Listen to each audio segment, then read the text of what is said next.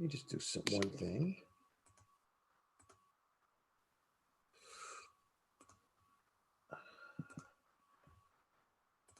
Okay. Okay, I'm not sure whether it's gone live. I gotta just double check. There's no one in the control room. Hold on. It says recording. It definitely says recording, and it also says that I'm going live, but it doesn't always work. Ah, it's gone. All right, great. All right, so here we are. So let me let me make introductions.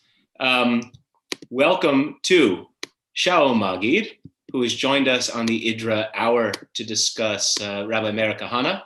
Before we continue, let's just start with our theme song, which is somewhere here. Give me 1 second. Yeah.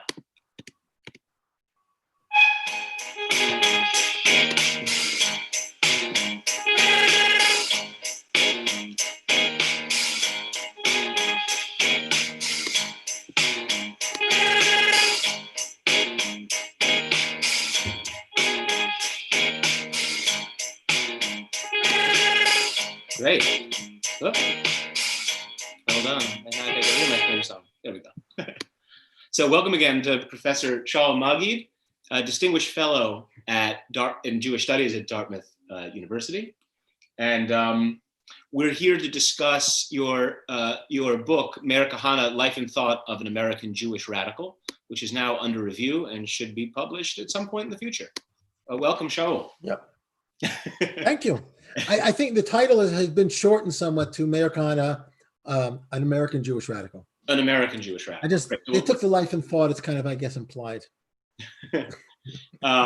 So I've been privileged to read some of this book, which is more than I can say for our viewers. But I'm going to get to some of the heart of what's at stake in the conversation.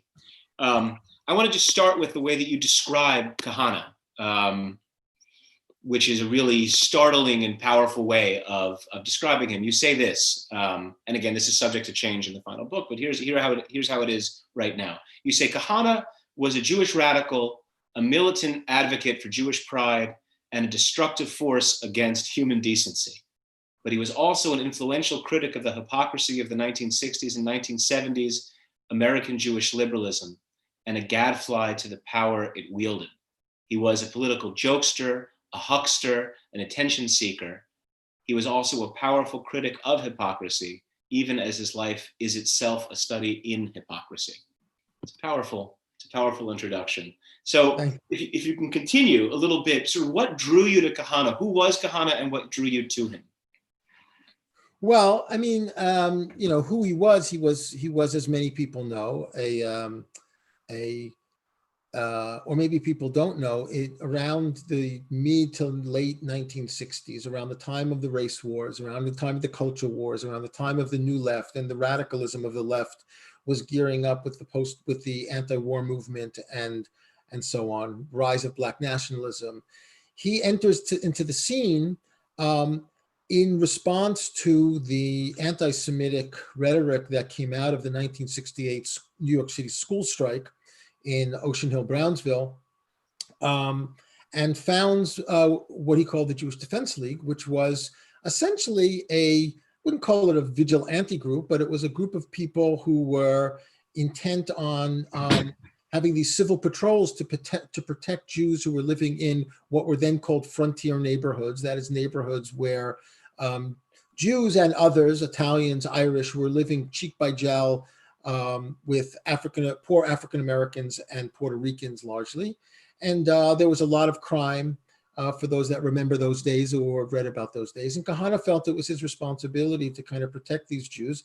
And initially there was a lot of very positive feedback from the Jewish world in America that these people were going out at night and they were protecting Jews from being mugged and robbed and hurt and so on. But of course, the militant agenda of Kahana was much broader than simply serving as a cultural patrol, but rather to advocate for a different kind of Jewish identity, a Jewish identity of militancy, a Jewish identity of pride, a Jewish identity that was the inversion of what he understood to be the kind of accommodationist, quietist, attitude of much of American Jewry post-Holocaust. And also, and this is something that really comes to the fore in the book, that ultimately I understand Kahana as being a critic of liberalism, a reactionary critic of liberalism, not so different, although also very different than the way that Carl Schmitt was a reactionary critic of liberalism in Weimar Germany, ended up becoming the legal theorist for the Nazis. Wow. All right. So we'll go back to the defense league. So the defense then, the JDL was primarily aimed against the black and brown neighbors of Jews who were still in the inner cities after white flight had begun. And so they were sort of like a vigilante patrol, like the Guardian Angels or something like that. Well, the Guardian Angels are I think not the guard in some way, yes, but the difference is that for Kahana, the idea of militancy and violence was not simply about protecting the Jews; it was also cultivating a certain kind of Jewish pride and Jewish self-fashioning among a lot of young Jews, mostly from Brooklyn, Queens, and the Bronx, who were many of them children of survivors, or certainly first-generation Americans, and many of whom had been kind of radicalized by the New Left in the 1960s, and then had begun kind of finding their way back to Judaism after this 1967 war, when the Black nationalist movement begins to kind of exercise its kind of anti-Israel agenda, which Kahana understood to be anti-Semitic. So I think one of the interesting things about the story of the late 60s is that you have this watershed moment where you have the Watts riots in 1965, you had Malcolm X's assassination in 1965, you have the founding of the Black nationalist movement in 1966, and then very quickly the Six-Day War comes in 1967 in June. In September of that year, there was a big conference called the New Politics Conference in Chicago, which was this major conference of the New Left. And what's important for our story is that one of the things that the New Politics Conference adopted was a critique of what they called Zionist colonialist exploitation. And it was the first one of the first outward moves by the New Left against Israel and against the occupation. Wasn't really called the occupation then. And this alienated a lot of the radicalized Jews in the New Left, who felt like they no longer had a place. And some of them ended up drifting over and founding these kind of left-wing radical movements, the Jewish Liberation Movement, the Radical Zionist Agenda, the Jewish Liberation Movement, or the Chavurah in some way comes out of that. What's so interesting is that the JDL is also a piece of that history, but it's usually not included because it's not from the left, but actually from the right. Yeah. But in a certain sense, what Kahana was doing with the JDL was attempt to radicalize Judaism, which is really what a lot of those New Left, those refugees from the New Left were doing with leftist movements.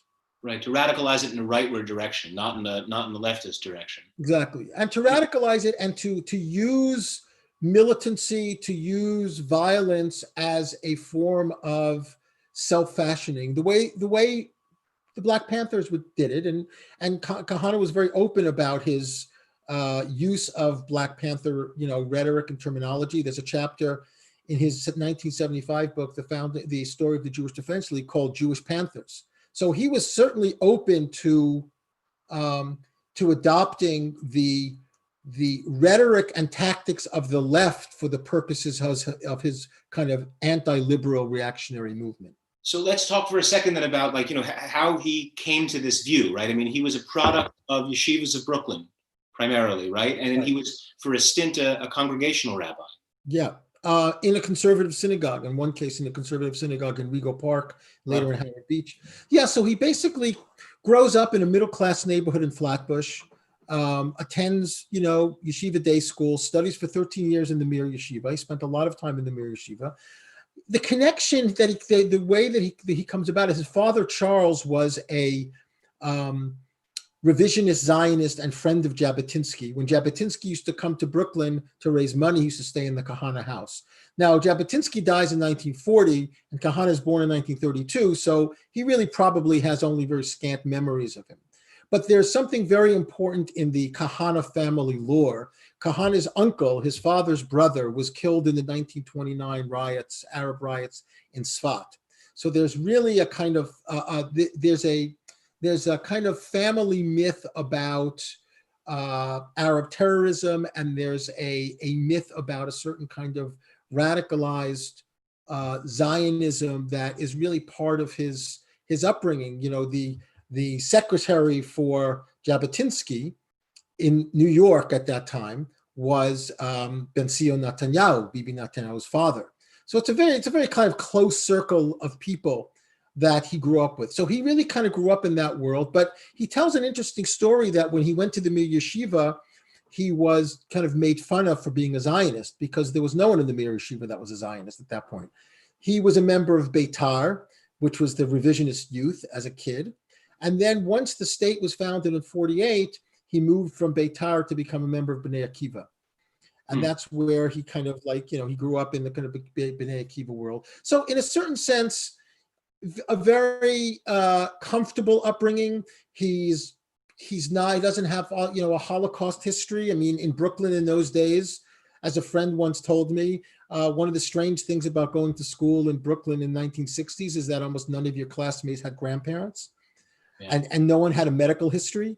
So it was a kind of a strange world, but Kahana didn't have that. So it's interesting that the Holocaust plays such a central role in his thinking, and yet he wasn't personally affected by it. Yeah, it is. But it's also interesting, right? I mean, to think of, I mean, Jabotinsky has a very complicated legacy, right? But he himself, Jabotinsky, I think, I mean, tell me if I'm wrong about this, went out of his way to underscore certain liberalism, right? I mean, he said, we need a militarism, we need the Iron Wall, we shouldn't fool ourselves that the Arabs are going to look kindly on the Jewish national project. But there wasn't kind of an overt us against that. When the state gets founded, the vision was there would be equal rights for Arabs and Jews and so on, provided you have a Jewish majority. But in that liberalism is precisely what Kahana is rejecting, both in his career in America and then certainly when he moves to Israel in the 70s. Yeah. So right. Tell me about that. How does he move away from Jabotinsky's liberalism into a overtly anti-liberal radicalism? Well, there are two things about that. One is that Jabotinsky was avowedly secular. That's number one. And Kahana grows up Orthodox, and he remains kind of very tied to Orthodoxy. The second thing is the Jabotinsky movement, the revisionist movement, was really divided into two factions. The one faction was Jabotinsky and some of the others, as you say, a humanist in some way. And Hillel Halkin's biography in the Jewish Life series in Jabotinsky, I think, brings that out very, very well. That's where I'm getting my information from. Yeah, but then there were what were called the maximalist revisionists, and that were people like Uri Tzvi Greenberg and Abba Achimeir and Benzion Netanyahu and the Bergson brothers. And these people were really radical militants. I mean, this is the Irgun, this is the Stern Gang. That's a very, very different faction of the revisionist movement that started to move further and further away from Jabotinsky. Now, again, Kahana comes after this story, and he's not in Palestine, he's in Brooklyn. But he really comes out of Beitar, and Beitar itself was much more of a militant organization and didn't really capture the humanism that you find in Halkin's rendering of Jabotinsky. So that kind of certainly existed. But again, I think one of the interesting things about Kahana is that if you look at his early career, when he's a rabbi, when he is a journalist, he starts out as a sports journalist, and then he becomes a journalist for various regional Brooklyn newspapers. He really, you don't really see the public persona that happens by 1966, 1967. Give you an example. The Soviet Jewry movement starts in 1964. Yaakov Birnbaum founded in Washington Heights in Brooklyn. It's really a movement that is seeking kind of diplomatic intervention for the sake of Soviet Jews. Kahana writes in 1964 an essay called To Save Soviet Jewry. It was the only essay that he wrote about Soviet Jewry that I was able to locate. And then it's only in December 1969 that he enters into the Soviet Jewry movement. So this movement was going on for half a decade, and Kahana seems to have no interest in it until it becomes the centerpiece of his ideology. So a question that I think is not clear to me is, when is he really radicalized? At what point does that kind of click in? Now, you can say the anti-Semitism of the New York City school strike, to some extent that's true. But one of the things about Kahana that's difficult to ascertain is the relationship between his ideology and his opportunism. Because he really was an opportunist. He really was a media hound. He really was a person who had very, very high sense of self and of self-importance, and very much an activist. And in a way, a lot of people will kind of write off Kahana and say, he was an opportunist, he was a clown, he was a media, he was a media hound.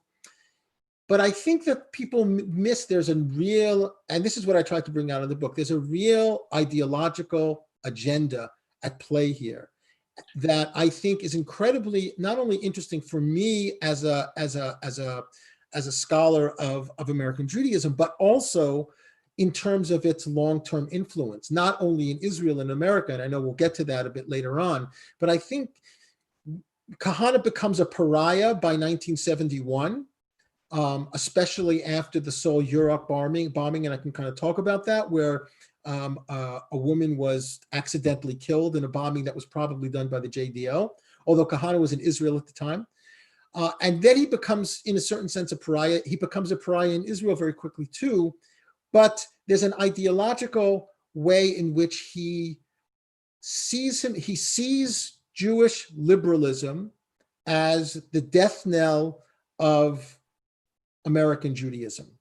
And that's why I think that he is essentially a reactionary critic of liberalism, specifically in regards to America, but as we'll see, I think in regards to Israel as well.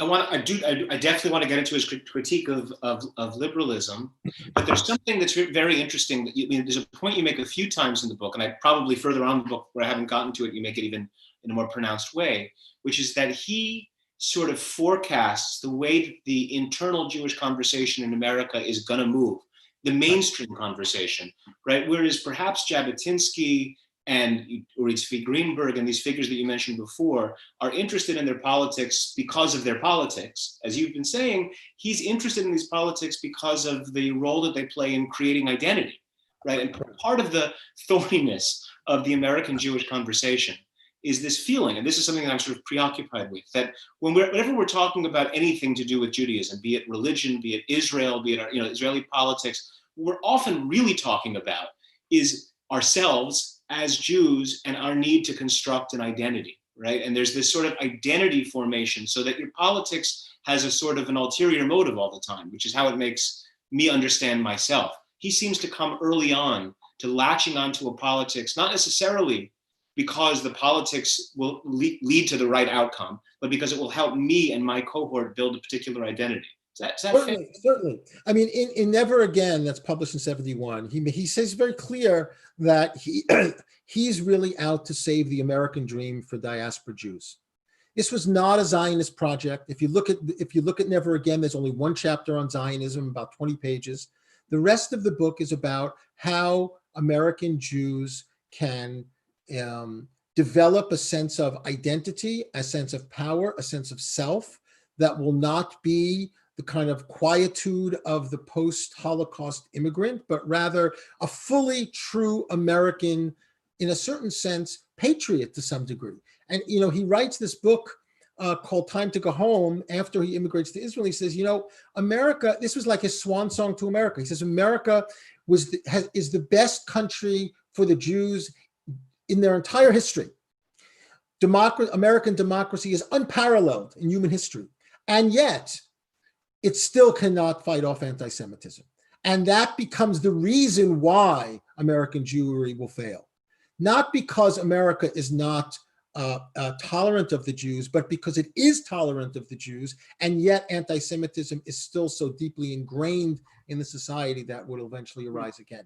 He writes a book in 67 called The Jewish Stake in Vietnam, which is a book about why the Vietnam War is a good thing and why if America pulls out of Vietnam that the Jews will suffer because they'll kind of be blamed for the war. Now, he was wrong about that, and he was wrong about a lot of things, but he was also right about a lot of things also.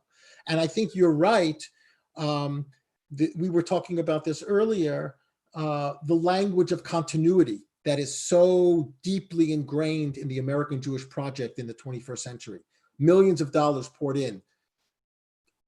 Birthright Israel and dozens of other organizations. Kahana was talking about Jewish survival in the 1960s, and survival is simply another word for continuity. He meant the same thing.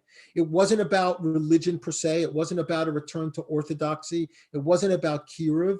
It was really about rebuilding and refashioning the American Jew. Right, as Birthright is as well, right? Birthright is only kind of marginally interested in Israel itself. It's interested in what it can do for American Jewish self-understanding. And I think we also, when we were talking earlier today, you can say much the same about the kind of rise of an anti-occupation young Jewish cohort, right? Which is to say, yes, they have a politics and it has to do with human rights in Israel and the occupation, but they're also very self-consciously engaged in constructing an identity for themselves. And that issue becomes a way in which they can build solidarity here among themselves. Look, I give you a perfect example. I mean, I talk about this with students all the time. Otto Preminger's depiction of Leon Uris's book Exodus, right? The movie version, right? Yeah. If you read the movie version, if you look at the movie version, it's really not about Israel. It's about America. It's really about American Jews. What's the story? The story of Exodus is a love story between a non-Jew and a Jew. Yeah. It's about intermarriage. Yeah. The story's about intermarriage. I mean, what does that actually mean in Israel in the 1960s, right? So in a way, it becomes the story of Israel seen through the prism of the American Jew. And I think that in a certain sense, what Kahana wanted early on was to say, yes, Israel, fine, but Israel can be used as a source of pride. Right. A pride for the American Jew, that the American Jew can feel proud as American because there is such a thing as Israel. He ends up changing his mind on that later on, but that's what he says, in the 1960s. And for him, the Black nationalist movement, I mean, he was reading Eldridge Cleaver, he was reading Stokely Carmichael, he was reading Lester Campbell, he was reading all of the Black nationalists because he saw that Black nationalism was a similar project. How do you rebuild the Black person through pride? Yeah, I mean, it's fascinating to think about the sort of the dashiki and the necklaces that have a picture of the continent of Africa on, and then sure. The similar sort of shape of Israel as also just a mark of pride, or the Jewish star being worn out of the shirt. Yeah, I mean, the kippah not as a religious garment, but simply as a garment of pride. And yeah. I knew in Brooklyn people in the JDL that wore kippot that were not religious at all. Right, that's right. Yeah. This is just occurring to me right now. Right? It is kind of uncanny to be speaking about him right now, as we're sort of having 50 years after the fact, a kind of a replay of so many of the same dynamics. A friend of mine on Facebook, who himself is sort of part of the, I don't know if he's exactly an if not now world, but part of that scene. So like a liberal but Jewishly engaged person who lives in Crown Heights, which is now where a lot of that cohort lives. He was watching a protest march down Eastern Parkway, and behind it was a train of cop cars. And as they passed 770, right, everyone standing outside of 770 explodes into applause for the cop cars, right? And so you have people standing on opposite sides of Eastern Parkway with completely diametrically opposed politics. And it occurs to me that kind of, looking to the cops for your support, your people here in this fight are the cops, and your enemies to some degree, or the ones that you're frightened of, are those marching on behalf of Black Lives Matter and so on. It's such a replay of the same dynamic. Yeah. I mean, the other thing, talking about the Kahana, what Kahana got right, I think that there are a lot of groups on the Jewish left today, like If Not Now, like Bend the Arc, like other groups that are basically adopting Kahana's basic position, that is Judaism in the streets. You got to take Judaism to the streets. It's about protest, right? He makes this great speech in 1971 at the Washington Soviet Jewry protest, where all these Jewish kids are getting arrested, like 1,500 kids get arrested. And he gets up and makes a speech and he says, all of you people, this is your bar mitzvah. This is your initiation into Jewishness, getting arrested. Forget about the smorgasbord and the Viennese table at the conservative synagogue or Reform synagogue. This is Jewish. This is being Jewish, being arrested for a Jewish cause. This is your initiation. And I think that the Tikkun Olam social justice movement, I mean, they're not going to like to hear it, but I think that Kahana was basically saying that to Jews in the 1960s. Fight for Jewish causes. For him, it was only about Jewish causes, but fight for the causes you believe in and fight in the street and get arrested. Right. Wow. I mean, it is kind of uncanny to think about, right? I think if not now, began by performing Kaddish, right, for the Palestinian victims of the 2014 Gaza war, very similar kind of action. And also sort of, there for the sake of the cameras. I mean, for the sake of us, but also very much for the sake of the cameras. So then talk to me a bit about sort of liberalism, right? What was, let me back up for a second. The way you presented is that Kahana saw two different threats, which in a certain sense are exact opposites of one another. One is the persistence of anti-Semitism in the most tolerant society in the world.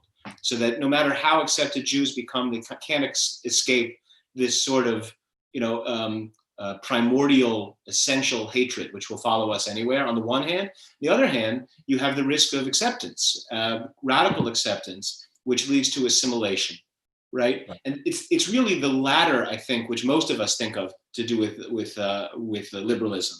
So what's so wrong with a liberal state? Leave the anti-Semitism aside for a second. What's so wrong with a liberal society that accepts me, and all it asks in turn from me is that I extend my concern beyond the narrow circle of the Jews to other people, to other causes, and to the kind of civic fabric? Well, two things. First, I think there are two pieces to the critique of liberalism. One is liberalism itself, and the other one is liberalism as it relates to Judaism. And I think that what Kahana felt in post-war America is that there was a conflation of those two things. In other words, Jews had largely abandoned any kind of sense of day-to-day Jewish practice. They become liberal Jews, and their Judaism is basically a kind of pro forma, go to the synagogue 3 times a year, so on and so forth. And then you have with that the kind of liberalism that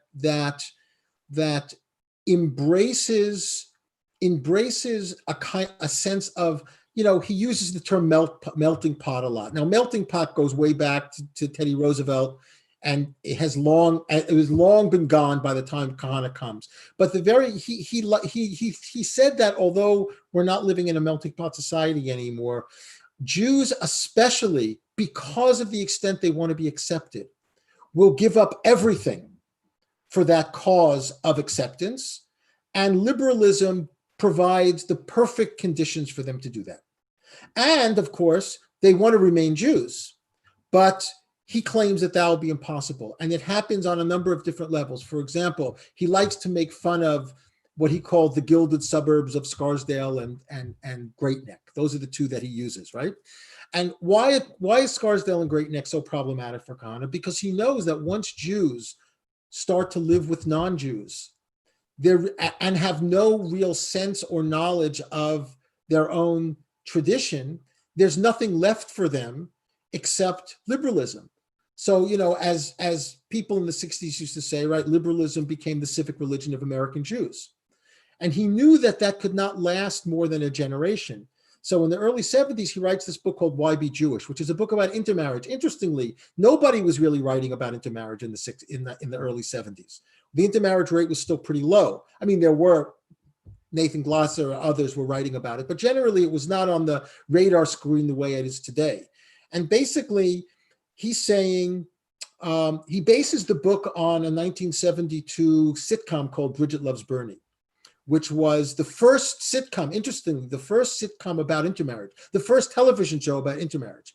And it was very, very popular. The American Jewish community raised such an uproar against it, they convinced the studio not to bring it back for a second season because they were so upset by it. So Kahana writes in Why Be Jewish, I don't understand why the American Jewish establishment is so upset about what he calls Bernieism, right? Because you created this. What, you created intermarriage and now you're upset when you're watching it on television? In other words, what he's saying is that, in a sense, the liberal establishment couldn't quite understand that it was creating its own demise in a certain sense. And again, there was a sense of, yeah, why doesn't Bridget marry? Why does Bernie? Why doesn't? It's not why does Bernie marry Bridget? It's why doesn't Bernie marry Bridget? And he basically says that the establishment really has no answer for that. And we've been dealing with that conversation until today, right? I mean, now in the intermarriage. That's right. So that's another way that he was right. In a certain sense, he knew that liberal America was going to produce a Jewish society where intermarriage was going to become normalized. And no one in the 70s believed that. But I think it turns out that he was actually right. So now intermarriage is at 58% or whatever, 70% among the non-Orthodox in America. It's become completely destigmatized and normalized, and interfaith marriages and so on and so forth. He said, yeah, I could have told you that 40 years ago that was going to happen. Yeah. And so then what horror shows follow on the intermarriage, on the acceptance? I mean, what is it about that trajectory of the American Jewish community that so frightened him or disturbed him? For him. It's basically the disappearance of the American Jew, because it won't last more than another generation or two. And it's not only Kahana that's saying that, it's the people that are, it's the Jewish sociologists that are talking about intermarriage today that are saying that. It's Jack Wertheimer that's saying it. Jack Wertheimer is saying in 2016 what Mayor Kahana was saying in 1972. Right. It's amazing how, in a certain sense, nothing has changed at all. Right, except that in a certain sense, his prophecies have come true. So what would he say then, right, to this, as you say, I mean, in a certain sense, the Ben the Ark people, that whole movement is Kahanist in strategy, but the substance of what they're doing is very much the outcome of the processes that he was trying to resist, right? I mean, exactly. We discussed this long piece that appeared in Tablet just last week about Ben the Ark. Right. And the kind of the question that piece is trying to pursue is, when Jews pursue broad progressive causes as a Jew, qua Jew, what are they actually doing, right? Is it Jewish or is it not Jewish? I'm interested in your take on this, but what would Kahana say to that sort of outcome of this trajectory? Yeah, so that's interesting, because Kahana was dealing with a different reality. He was dealing the reality of the new left, of the Jewish radical who was fighting for universal causes, but not necessarily as a Jew, and not necessarily in the Jewish community, but as part of the larger, radicalized new left of the 60s. So now things have actually turned in an interesting way, where there's a new form of Jewish radicalism that is born from the Jewish radicalism of the 1960s and early 1970s, where organizations that a lot of people don't know about anymore, the Jewish Liberation Project and things like that, the Brooklyn Bridge Coalition. These were new left Jews that started to rediscover their Judaism. Arthur Waskow's organization, various organizations. So now they're taking their new radicalized Jewishness and now fighting for these universal causes as Jews. So let me pause you for 1 second, because Waskow is a very interesting example here, right? I mean, he's contemporaneous with Kahana, and it's 68, I think, is the Freedom Seder. Is that 69. Right? Or 69, right? So here he's taking Jewish form, right, which is the Seder ritual, the Haggadah, and using it to speak very, very urgently about the issues of the day, but not about those issues affecting Jews, but affecting non-Jews, right? So he's taking the story of the Exodus from Egypt and explicitly applying it to the story of African Americans, right? That now, I mean, the fact that was radical is almost inconceivable for someone of my generation, because that kind of a universal gloss on the meaning of the Haggadah is now utterly commonplace. In fact, it's much more common in America to have a Haggadah with a universal gloss than it is to have a particularist one. I interviewed Rabbi Rachel Grant Meyer, who is the rabbinic presence at Hayas. I think it was last year that we spoke, and she said that the Hayas Haggadah is the top downloaded Haggadah in America right now. And the Hayas Haggadah is not obviously about Jewish immigrants. It's about non-Jewish migrants to America. So early on now, right, we have the template set for how we have sort of a progressive Jewish activism. It's a universal cause, but which is furthered through using Jewish form. Right. It's fascinating. So I think, yeah, I think it's actually, I think that these Jewish social justice movements have proved Kahana's prediction wrong. The Freedom State is actually quite interesting. It was the first anniversary of King's assassination. Right, that's right. In 1969. 800 people in the basement of a church in Washington, D.C., most of whom were not Jews. And, we've all seen, or many of us have seen the Freedom Haggadah. But what many of us haven't seen is that a year later, in 1970, a young assistant professor of Hebrew literature at Berkeley named Robert Alter, who has now risen to fame, wrote an excoriating critique of it in Commentary magazine, basically making the argument about how this is irresponsible, how it's distorting tradition, how it's basically, all the ways that you might think, not someone like Meir Kahana, because obviously Alter was on the left, but the ways in which someone like Jonathan Newman criticized the Jewish social justice movement in a book that he wrote a few years ago. Alter is basically saying you're distorting tradition by talking about, Rabbi Eldridge Cleaver and Rabbi Bob Dylan, right? Waskow was being playful, but he was also being very serious in a certain way. And he wanted to universalize the Exodus narrative. So I think that in many ways, the social justice movement in America today is born from Waskow in a lot of ways. And some other people like Aviva Cantor, who people don't really know about, who was really fascinating person in the 1960s. But, there's a chapter in the book called Radical Bedfellows where I talk about the radical left and Kahana in the late 60s and early 70s and the way that they were actually doing very similar things. They were occupying Jewish federations and affixing mezuzahs on the doors, right? I mean, this is the kind of thing that the radical left Jews were doing. Right. And Kahana was doing similar types of things in Brooklyn, not identical, but similar types of things in saying that we're going to come out as Jews. We're going to fight for what we believe is authentic Judaism. And they had two different understandings of that. And, that was a moment, and where do they both converge? Where does the left and Kahana converge? They converge in Soviet Jewry. That was the meeting place where people from the Chavurah and people from the JDL started to come together. So, right, it's interesting. I mean, so down to kind of bring us to the present, in some ways, Kahana was absolutely right? Which is to say, he saw early on that intermarriage was going to become the norm, and with it, kind of a diminution of certainly of an ethnic self-understanding of Jews. He also saw early on that sort of liberalism would become the civic religion of American Jews, right? And perhaps he didn't foresee, right, that nonetheless Jews, the Jewish generation that emerged from all of those things would remain very proud of being Jews and want to take the content, the liberal content, the progressive content, and still attach them to Jewish forms of which they're very proud. Right. Sort of an ironic, and in a certain sense, this brings us to your work, right? Because I first came to know of you because of your 2011 book, American Post-Judaism. To 2013 yeah.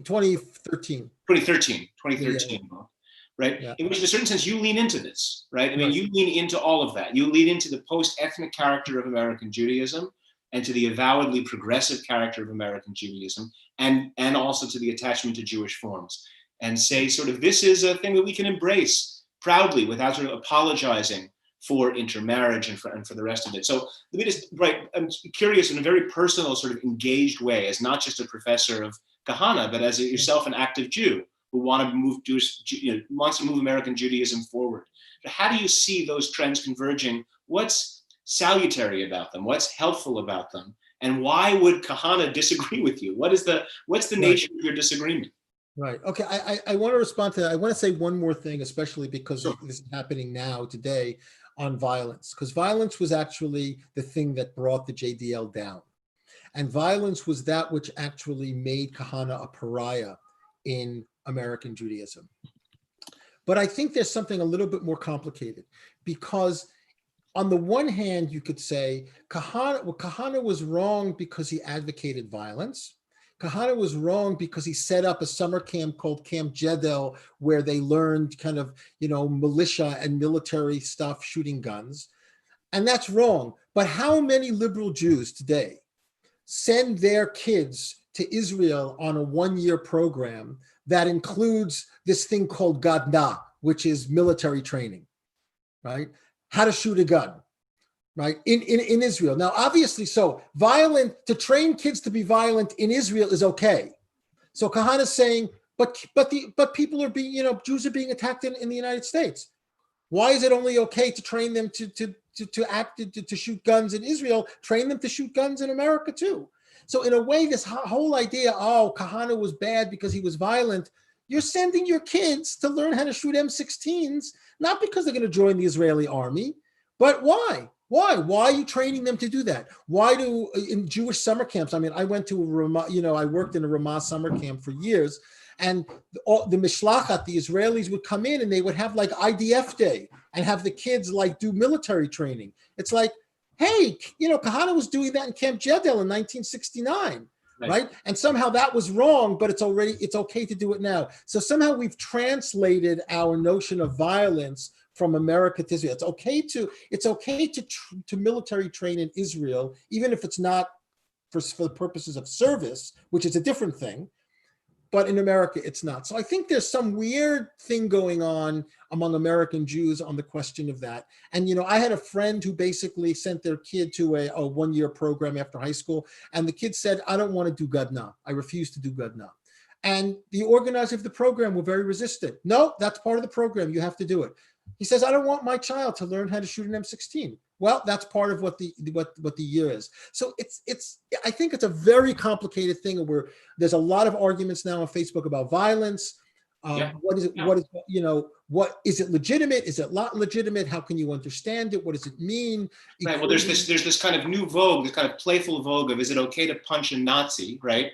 A friend of mine, Rabbi Joshua Bolton, wrote a whole source sheet on this question. Right. But part of what's being played out in that conversation is, when can the liberal taboo on violence be broken? And when can we see our way clear on the left or on the progressive side to actually take violence, to seize the monopoly of state violence for ourselves and do it ourselves? I mean, it's interesting that, that's a line that the Jewish organized left has yet to cross in a kind of a deliberate way. Although here I am in Brooklyn, and I'm a graduate of NYU Law School. And just 2 nights ago, a graduate of NYU Law School was arrested. He was himself a lawyer, as Kahana was a graduate of NYU Law School, for lighting a Molotov cocktail and throwing it into a cop car. This is a guy who works at an elite, posh law firm, right? And right. To me, that suggests that taboo across the progressive side may be broken soon. We may find that, particularly as we meet more and more organized violence on the right, the progressive side actually avowedly embraces violent action, right? And just the way that Kahana encouraged, in a certain sense. Yeah, I mean, I think Kahana was not basically, Kahana understood the way that violence can be used as a tool to achieve certain ends. That's why he understood what the Black Panthers were about. In a certain sense, he says this is, I don't think it's a joke, but he says, look, how does the whole notion of redemption of Israel start? It starts with Moses killing an Egyptian. The whole emergence of Judaism is an act of violence, right? Or Abraham destroying the idols in his father's idol shop, however you want to kind of understand it. So certainly the whole notion of violence, when somebody said on Facebook, or maybe it was on the news about Trump holding the Bible, well, maybe he should open it and read it. It's like, wait, I'm not so sure. Depends what page you turn to. Right? Exactly right. Yeah, exactly. All right. So can I turn you back toward my question? Yes. So it's an interesting question. I see myself as a critic of liberalism from the left. I identify with what Kahana sees as being a certain hypocrisy that runs down the spine of the liberal project in some way. Obviously, the ends that I want to achieve are different than the ones that Kahana wants to achieve. I think that, and I want to just also talk about Israel for a moment, but I'll talk about the American post-Judaism. I think that America offers, and this is what I argued in that book, I think America offers the possibility of rethinking the notion of Judaism and Jewishness from the roots. Now, Kahana was wed to a very traditional notion of Judaism in terms of a religion and in terms of a religion by the Jews for the Jews.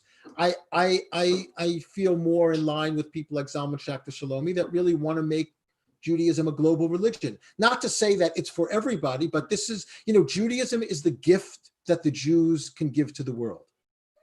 And in a certain way, you can see that in prophetic texts. You can even see it in rabbinic texts, but not necessarily in the way that that Zalman envisioned it, or in the way that I envisioned it. In that we have a 3,000-year-old wisdom, body of texts and wisdom that we can offer to the world to contribute to kind of global harmony.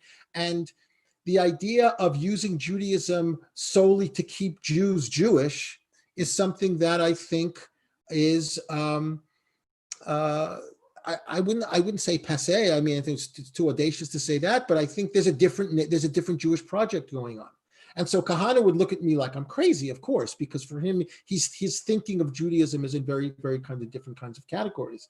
Let me repeat here. So here, I mean, while obviously, who would argue, as you presented it, with the idea that Judaism is the gift that the Jews have for the world and that it can lead to universal harmony. But let me kind of push back on a kind of Kahanist critique based on a conversation I had with Ariel Angel, who appeared on this program with me.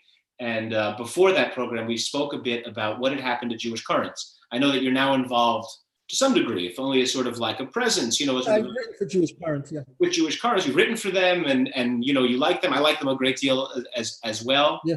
And something very interesting happened very recently with Jewish currents, which was that the editorship and the control of the magazine was handed over to a young cohort, and which was entirely outside of the orbit of the old magazine. It had been run by Jewish leftists, boomers by and large, and they were out of touch, according to Ariel Angel's telling. They were out of touch with what was happening with younger Jews. And they sort of saw Jacob Plittman and he saw Ariel Angel, and they kind of took ownership of it. And I asked her, why was it, right, that the older generation was so out of touch with what was happening with young Jews? And her answer was very interesting. And she said, these were Jewish leftists with an emphasis on the leftism. And they had children and they raised their children, but those Jewish children had no particular Jewish identity. And they themselves, I don't know what became of them. I mean, I'm not speaking about individuals, but by and large, the world that their children inhabited, and I guess grandchildren by that time, right, was no longer Jewishly engaged. Whereas what's fascinating about the Jewish currents lineup, and this Ariel said on the show, is that they're all the products of Jewish day camps, Jewish summer camps and day schools, and a very intensive Jewish education. So I wonder if Kahana would say back, right? It's like, look, this idea of a sort of a pronounced Jewishness that's conversant with Jewish text and Jewish ritual, but has a universalistic message, can survive for a generation. Maybe it can survive for a generation and a half. But at the end of that process, what you're going to end up having is progressivism, by and large. It will shed its Jewish form. And then you're back to the very question of what he called survival and what now is called continuity all over again, right? Which is that the Jewish dimension becomes expendable, or it's like, I'm really fond of quoting this phrase that Peter Berger says, it becomes self-liquidating, right?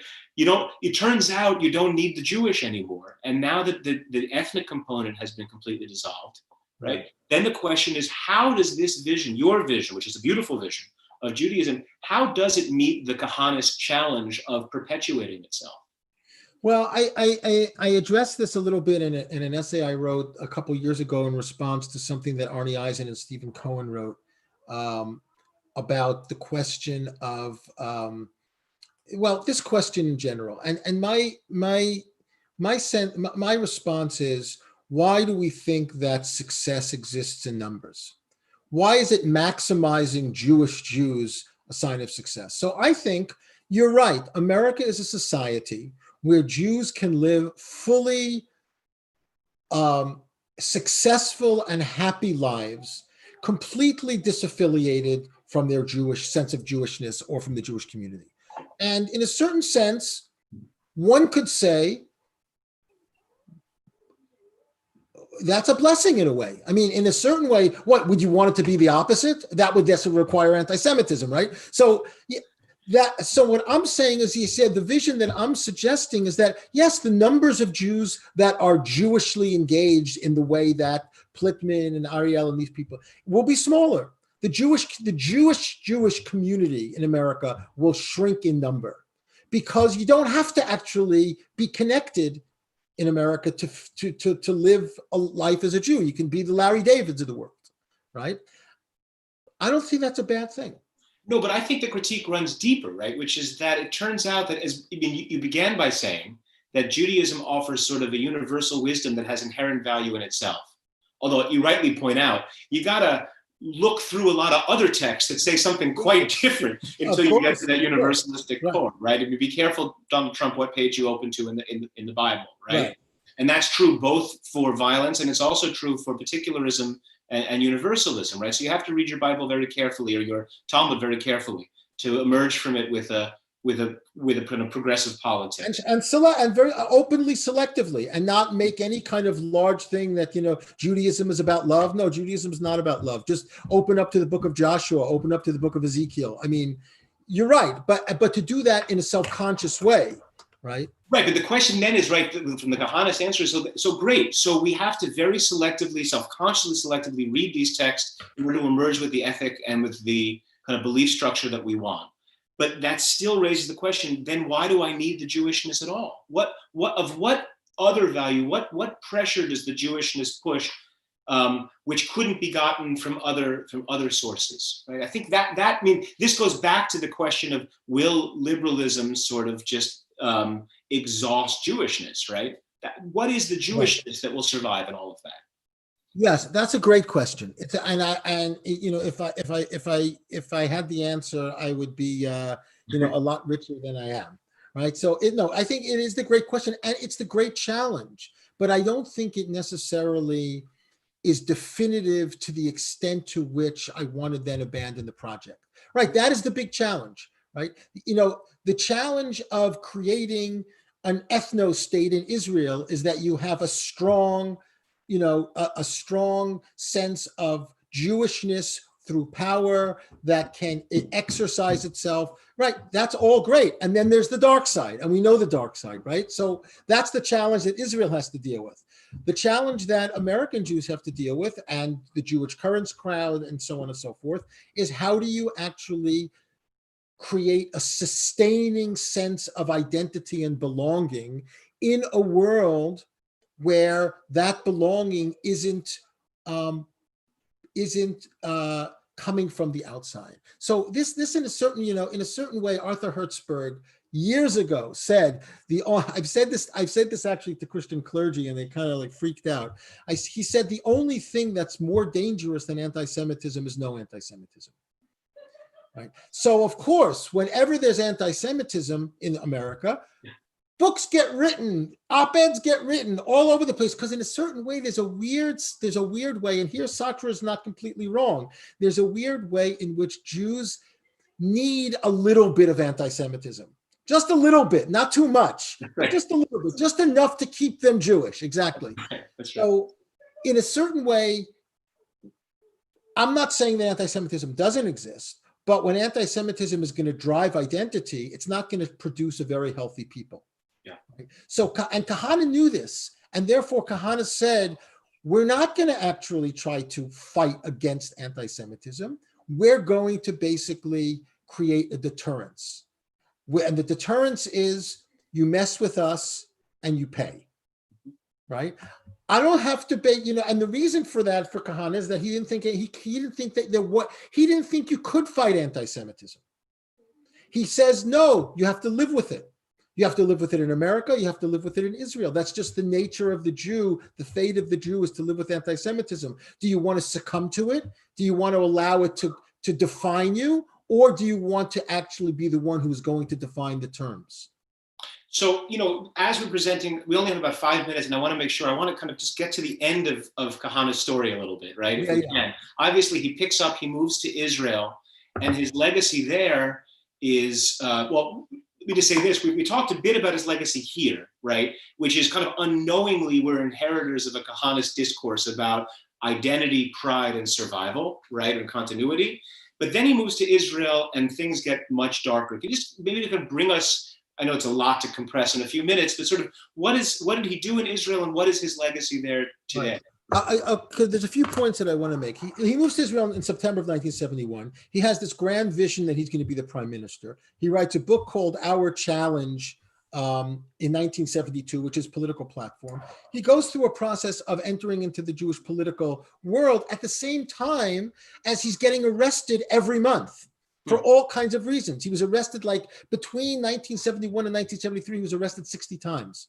He spent time in the Russian compound. He spent time in Israeli jails for inciting violence, for arms smuggling. He had concocted this whole idea of basically getting stolen Uzis from Israel to ship back to the JDL in New York. I mean, crazy stuff, right? At the same time that he's vying to be a part of the political process. But Kahana as a figure, I feel, is a total failure in Israel. So, and the reason that he's a total failure in Israel is because he's always talking in American categories.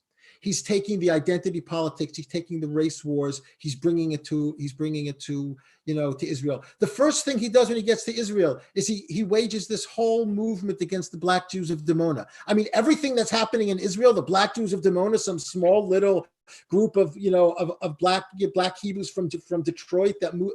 Like, who the hell cares? Right? I mean, and the second thing he does is try to pass legislation or to advocate to pass legislation to forbid dating between Jews and Arabs. In a certain sense, he's just taking the American idiom, and Israelis really had no idea what he was talking about.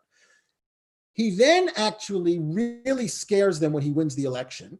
Not only the Israeli left, but the Israeli right. How many mandates does he win?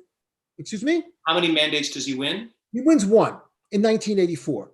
But then that's not so bad. But in 1985, there's a poll that's taken in Israel that says that if the election were held today, Kahana would win 11 seats.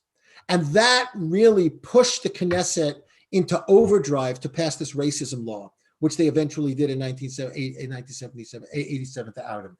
But of course, Kahana, the clever that he is, right, he turns to the secular Israelis who remove him from the Knesset because of a racism law, and he says, "I don't understand. The only racists are secular Israelis, right? I'm not a racist." He says, "Why? Because I believe God gave the land to the Jews. If I didn't believe that God gave the land to the Jews, I wouldn't have any right to live here. You secular Israeli, Yossi Sarid, Shalomit Aloni, Abba Ibn, why do you have a right to live here? You don't believe that God gave the land to the Jews." So you see that he's kind of using that racial language in a way to play against the people that are trying to oust him. I just want to say one thing, which is that itself is also prophetic, right? I mean, that contradiction between a certain kind of liberal mindset, but a support for a certain one ethnic group, in a democracy, is a sort of a tension which I think can't be sustained very well anymore, right? So the kind of fracturing into a more universalistic Israeli left, and then an avowedly either particularist or, exceptionalist sense of sometimes with religious underpinnings. That was what was coming down the line in Israel generally. Right.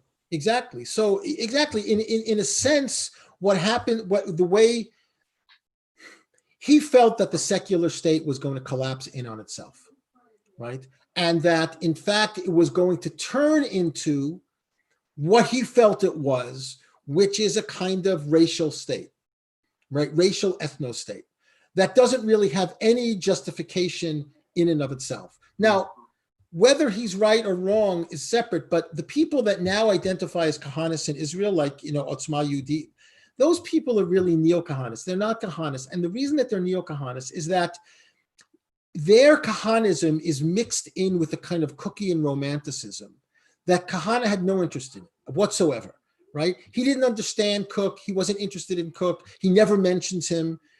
So I think that in a certain way, Kahana as a figure in Israel is a total failure, except he was able to put his finger on, I think, the vulnerability of the secular ethno state in terms of understanding its legitimacy.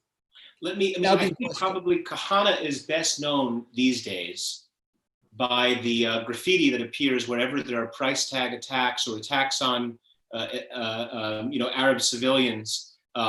There's always a blue graffiti, right, with a Jewish star that says Kahana Tzedakah, right? Kahana was right. So I guess my closing question to you is, what did Kahana himself actually inject, right, into the political atmosphere of Israel that wouldn't have grown organically anyway? I mean, is it really the case that these are Kahanists, as you say, they're neo-Kahanists with a kind of cookie and romanticism? Right. Is there something distinctly Kahanist that he brought to the political conversations, that conversation pretty set up, the political atmosphere in Israel, that wouldn't have been there had he not?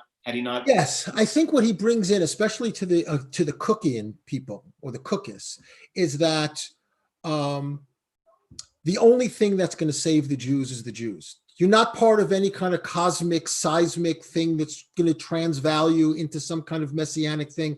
The Messiah comes because the Jews take upon themselves the power that is invested in them through divine mandate and enact the kinds of ethnic cleansing that will necessarily happen in the end of days anyway. That's why he loved the book of Ezekiel, right? Mm-hmm. Divine wrath, right? The divine anger. In a certain sense, he says that, and he says this in 40 Years, a book he read in Ramla prison in 1984, he says that the Jews have to act violently against the Arabs in order to prevent God from acting violently against the Jews.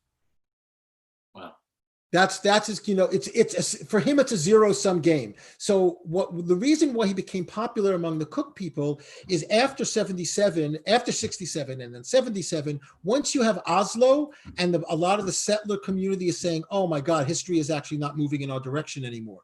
Oh, there's a peace agreement, right? And you have Yitzhak Rabin's assassination. So once the settlers start to sour on the romanticism of this transvaluation of society, Kahanist militarism is just right there for the taking. So the price tag people are saying, no, we're going to actually take the agency upon us. We're not going to wait for God here.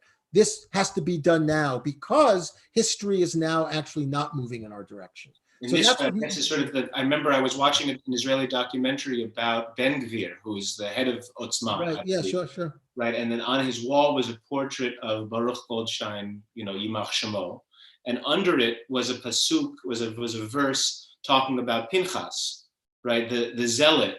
And I guess that's the image here, right? There are times when God's hand is itself acting, and then there are times when you have to be God's hand in your own initiative in that way.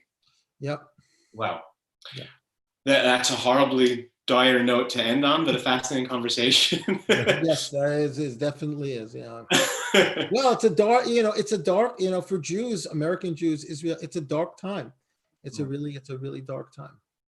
Well, we've had this conversation as well. I still see glimmers of hope. I still am sort of optimistic in various ways, but certainly, one of our worst exports to Israel was certainly this man and his malign legacy. Yes. Anyway, thank you so much, Shaul Magid.